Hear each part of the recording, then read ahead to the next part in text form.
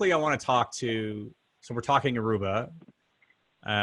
Obviously work from home is a bit of a nightmare scenario for sysadmins in some ways. And so I'm just curious to know like what Aruba's take is, what their tech is. You know, given that we believe clearly on this call, we see work from home as a long-term trend, not just something that's happening now. So how is Aruba supporting businesses right now?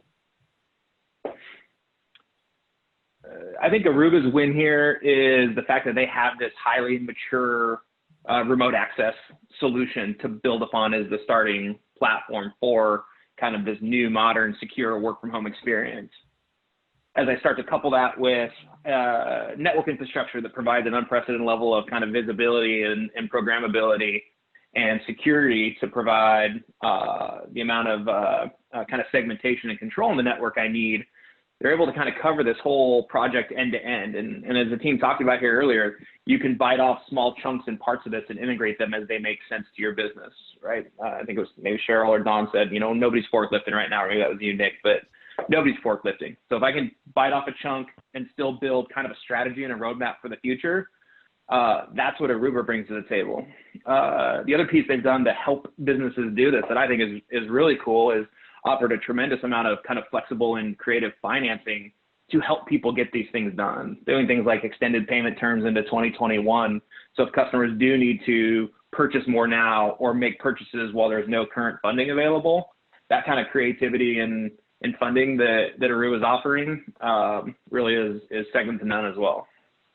You know, that's actually a really strong point that like when you hear conversations take place, it's always about tech and very rarely about, you know, accessibility of said tech. So I'm glad you brought that up because I think that's a big one.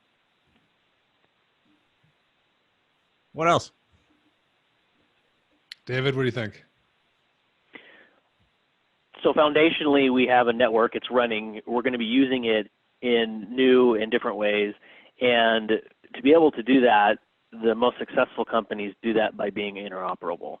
And with giving a specific but non-specific example to shield the guilty, we want to avoid things like re-architecting our network so that we can have an interoperable routing protocol. So starting from that interoperability from the get-go gets you into different environments, gets you to be able to talk to these devices that are just going to have to continue to work, and continues to let you to leverage the existing foundational part of the network that's already there we need to use to be able to do all this cool stuff we're talking about right now. Don? Yeah, and so getting back to simplified solutions, one thing Aruba does really well is the remote access point products, which they first brought out in 2007. And how long ago does 2007 seem right now? Was the iPhone out then? Barely, right? Yeah. Can you remember those days? I need my iPhone to check. Yeah.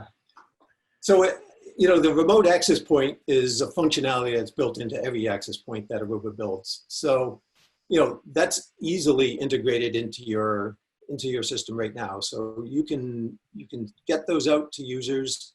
It's a simple solution. It's a drop ship plug and play solution that you can get to them.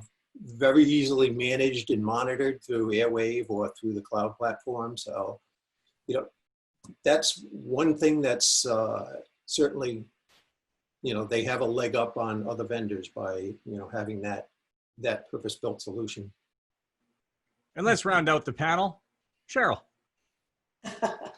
Yeah, from a security standpoint, we've touched on that topic a few times. Aruba has a great platform called ClearPass that really kind of rounds out those things that we've been discussing. It's interoperable with, it was built as a vendor agnostic platform. So you don't have to have Aruba switches or Aruba wireless.